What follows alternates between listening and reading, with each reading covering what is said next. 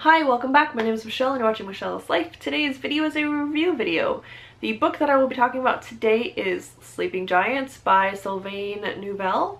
This book was published August 26th of 2016 and is not a standalone. I'm not sure if it's a series or a trilogy or a duology. All I know is that the next book in this science fiction series or saga or whatever is coming out April of 2017. So in past reviews, I have emphasized the importance of an author's note to me. I feel that author's notes should be in the front of books, not in the back. In this case, I want to read you guys the about the author part because I felt like that helped me understand how the author knew all of this very specific information that he put in his book. The level of intelligence that Sylvain has on each of these subjects was awe-inspiring. And then I read the about the author part and I was like, oh. So let me just read that to you really quickly. Sylvain Neuvel dropped out of high school at age 15. Along the way, he has been a journalist, worked in soil decontamination, sold ice cream in California, and peddled furniture across Canada. He received a PhD in linguistics from the University of Chicago. He taught linguistics in Indiana and worked as a software engineer in Montreal. He is also a certified translator, though he wishes he were an astronaut. He likes to tinker, dabble in robotics, and is somewhat obsessed with Halloween. He absolutely loves toys. His girlfriend would have him believe that he has too many, so he writes about aliens and giant robots as a blatant excuse to build action figures. For his son, of course. So those topics, linguistics, robotics, software, there are a couple other like scientific categories and departments that I feel he wrote about really well and fluently, and I was just very impressed. So this is a 300-page science fiction story of a girl.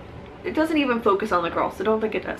But this girl on her 8th birthday falls into a hole and wakes up inside of a metal robot hand in the ground.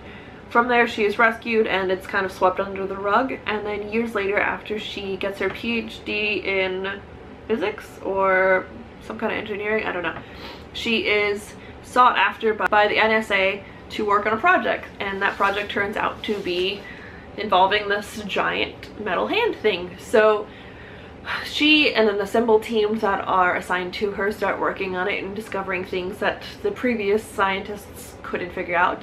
On their team is a linguistics person as well as 2 helicopter pilots who are supposed to, drive or operate the robot once it is completely assembled. And the story is told completely in interview format by a man who remains nameless throughout the whole book, and so that format in itself is really interesting, and the interviewer is a really interesting character. He's very enigmatic in the way that you just never learn anything about him, and I love how blatant he is and how just cold at times, but yet you can tell he's saying it with a smile. I just felt like Neuvel did a really good job at making each of these characters, even our nameless interviewer, very three-dimensional, even though all you see them through is interview format. I think he did a phenomenal job.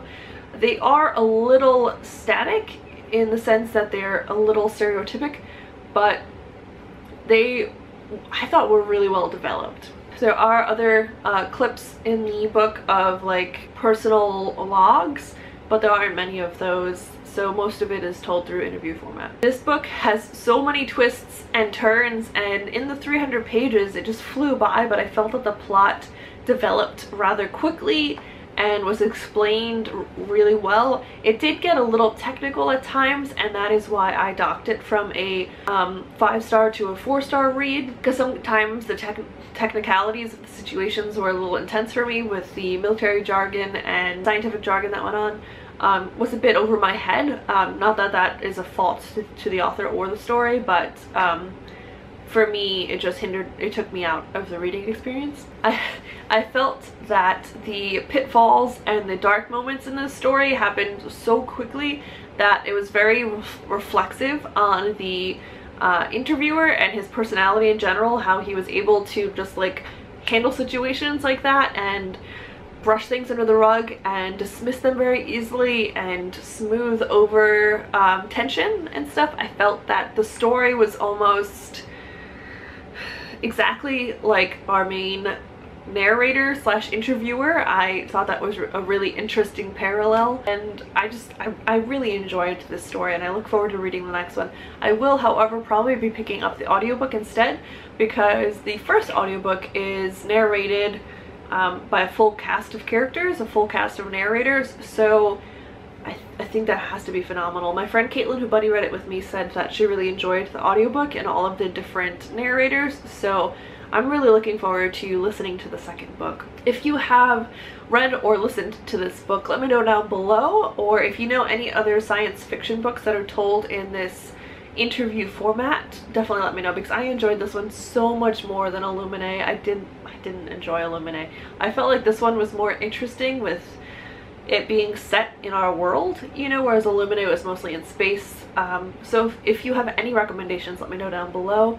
And that's it for this review. Thank you so much for watching, liking, commenting, and subscribing, and I'll see you guys next time. Bye!